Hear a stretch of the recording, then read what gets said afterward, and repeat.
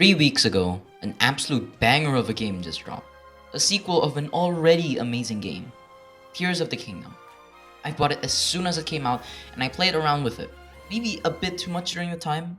I know, it's a bit late for this, but here's what I think of the game. I'll be judging it from 5 things: its gameplay, features, characters, soundtrack, and most importantly, plot. There will be some spoilers here and there about the plot and a lot of information that isn't present in the trailer of the games. So if you're scared of being spoiled, then leave now, cause I'm really not gonna put any other warnings later on in the video. Welcome to Know Your Game, and let's start this review.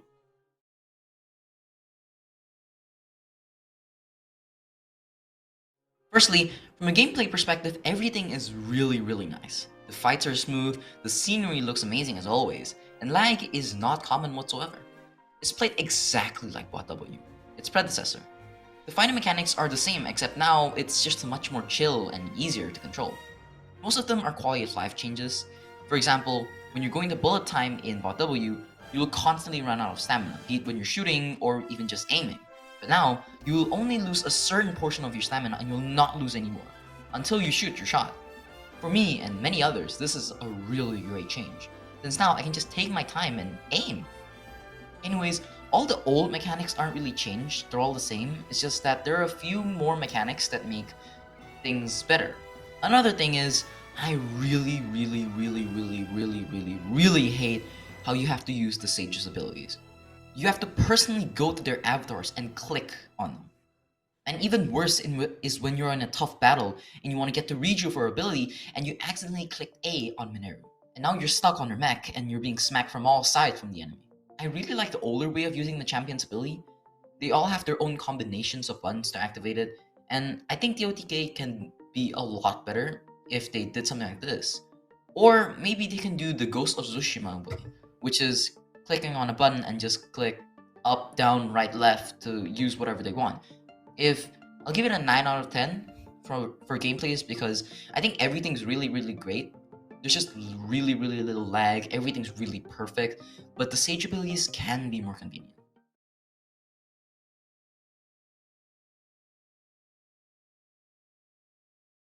Secondly, on the feature side, it's just insane. When I played Bot W, I thought it was the best game ever, and that nothing would be able to be better than it, but I was wrong. Very wrong. TotK features an extraordinary amount of new features. The 4 new abilities Link gets is already super insane, and super fun to play around with. I bet you've seen all the crazy things people made on the internet. Core rockabobs, attack helicopters, giant mechs, they're all possible because of Ultra Hand. And I can't say I didn't spend a lot of time making the most goofiest contraptions ever. Yeah, most failed to meet my expectation, and yes, most of them backfired and almost killed me multiple times, but it was so damn fun. The 4 new abilities that Link gets is just so much better than the old runes that we got in Bot W. It just opens up so much possibilities that we never had in Bot W. TotK's map is also insane. This may be the same map, but it's no way feels repetitive whatsoever. It's so big they had to make 3 separate pages in the Pura Pad to check it out. It's insane. The Sky Islands are also super fun to explore, and they have tons of interesting shrines quests to do as well. I would like more Sky Islands in the game, since there really isn't that much, but I think if there are more, it'll probably take years upon years to fully explore the whole map. Heck, I spent most of my time trying to go to every light route to complete the Depths map, and I still haven't completed it. The Depths was just honestly much bigger than anyone could have ever expected. It really broke through what we thought of as possible.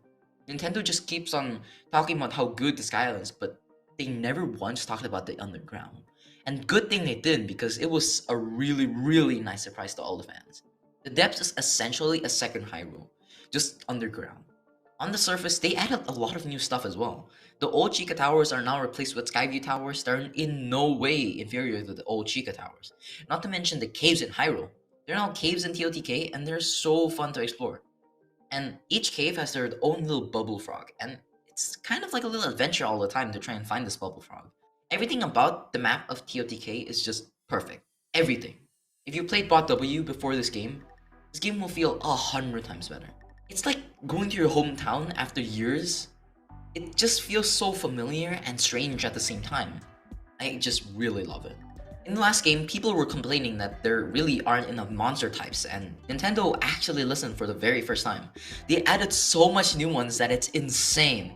From the annoying like-likes, to the fat boss bokoblins, to the mechanical constructs, and to the fearsome but graceful Gleeoks. They all are very different, and they all drop very interesting loot. I really love the fact that they all have unique horns. Lionel horns are super cool looking, as usual, but the Lizalfo's horns have a very special place in my heart. The scythe design is just perfect. Fusing your weapons with objects can also give you special abilities that you can never have, which for me is just super fun because everything is unique. It really makes you want to test out everything. Not only that, the items that were once only obtainable through amiibos and DLCs are available for free.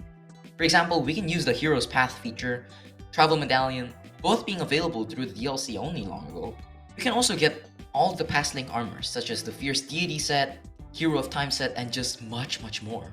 This is honestly just a giant W. It just makes the game much better. If I can, I would give this a 20 out of 10, but I can't. So I guess I'll have to settle with a 10 out of 10 feature.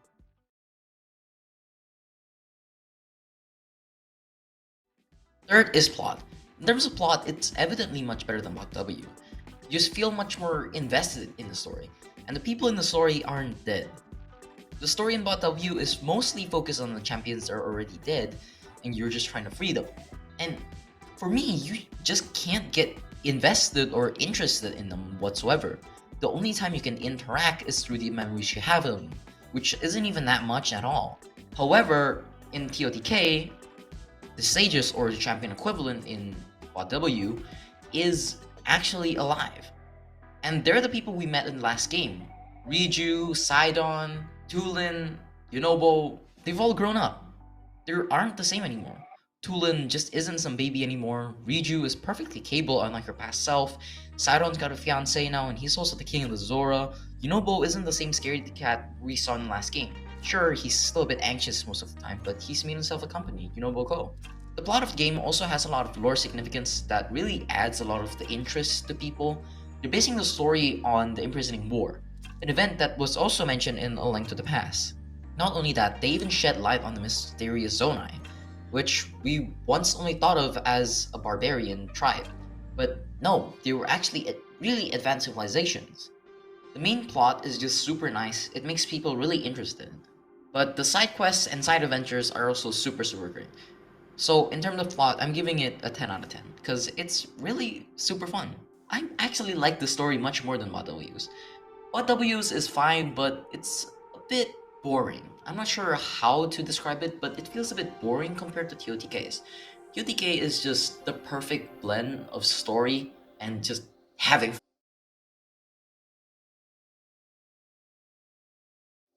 Now on to our cast. The characters in the game are all honestly really well made.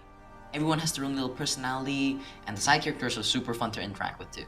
Like I said before, we've known these people from the last game and we can just see how much they've changed. The cast is the same, Link, Zelda, and now it's Ganondorf rather than Ganon. And the four sages, or champions from the last game, is Tulin, Riju, Sidon, and Yunobo. They're all just so fun to interact with. They're just so fun to talk with. And they're all little quests. This is so interesting. It's just a lot more fun than Bot W's. Bot W really didn't have that much temple-y kind of stuff, dungeon stuff. The dungeon wasn't really that much, but now it's really a lot. And especially them interacting with you while you're doing the puzzle is also super interesting as well. Now there are characters that return from the old game, like Beetle, love that guy, Robbie, So-So, Kilton, love that guy, Tiba, love that, and most importantly, Pura, definitely love that guy, for sure. She single-handedly made everyone forget why we had to save Zelda, and I gotta admit, she do be looking fine. But anyways, enough about Pura. All the returning characters are super nice, but there are some new ones as well. Joshua, that Pelipper guy, Colton, and the Constructs. I don't know why, but I really love the Constructs so much. They're just so fun to talk to. If there's a Construct plush or Gundam, I'm definitely gonna buy it. Anyways, I hate the Pelipper guy. I'm not sure what made me hate him so much, but I hate him. Just look at him. I do miss Cass though. Really wish she's at TOTK. There are some new characters that I haven't mentioned before, like for example Roru and Sonya, and Ganondorf. Ganondorf is the same thing with Pura. made everyone drool over him, and it was just a very interesting fight against him. I love his character development, if you can call him character development. He really just goes into a spiral of madness in the end. But you can really see the spiral of madness. You can see the character development. It's really interesting to see Ganondorf like that. He has some really insane moments, like literally insane moments, like lunatic moments, not insane moments. Like, you get the point. They're all super charming. Love them. For characters, same thing. 10 out of 10. Next up, soundtrack. 10 out of 10. Do I even need to explain? The soundtrack is just like the old games. Perfect. Yeah, they reuse some of the old soundtracks, like for example, the Stone Talus one is just the same. They just added it back to TOTK. But they also made a lot of new ones too. A total of 4 amazing composers made all the music you hear in the game. Together, they made an insane main theme for the game. I mean, just listen to it.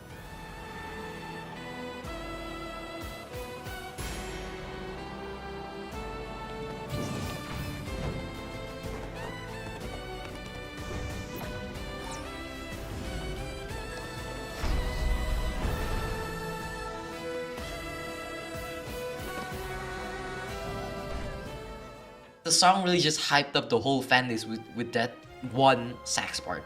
It's just insane. It just sounds so perfect to TOTK. The dramatic swell of the music was just beautiful, perfect. Hey, don't take my word for it, just take everyone else's.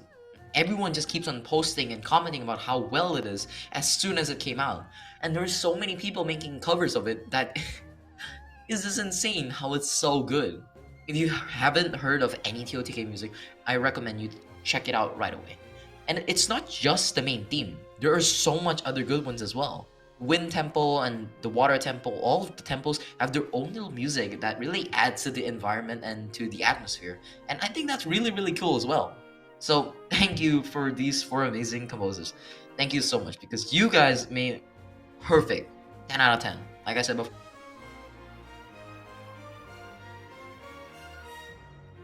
In the end, my score adds up to 49.5 out of 50. It's close to perfect, but the Sage abilities has got to be better. Other than that, everything is just perfect. What people say about this game is no exaggeration whatsoever.